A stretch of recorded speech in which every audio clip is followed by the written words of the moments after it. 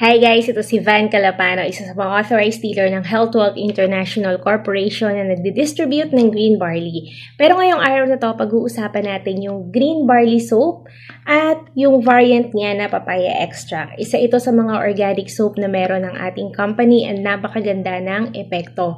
So ano nga ba yung benefit ng ating green barley papaya extract? Number 1, nakakatulong ito sa pag-control or totally pagkawala ng ating acne or pimples, lalo na kung tuloy-tuloy mo siyang gagamitin. Nakakatulong din ito na maging healthy ang ating skin kahit na tayo ay medyo nag-iedad na or meron tayong exposure na matindi sa sunlight or sa sikat ng araw sa araw-araw nating ginagawa. Pwede rin itong makatulong for skin brightening. Hindi pampaputi ha, nagbabrighten lang yung skin natin. Ibig sabihin, glowing siya. Tapos, nakakatulong din siya na mag-reduce ng hyperpigmentation. Ano ba yung hyperpigmentation? Ito yung pagkakaroon ng discoloration sa ating mukha. Usually, nakukuha natin yan kapag gumagamit tayo ng ibang matatapang na chemical sa ating mukha.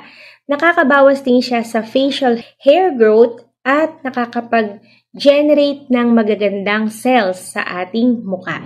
So, yun yung pinakamagandang benefit ng ating papaya soap extract. Bye!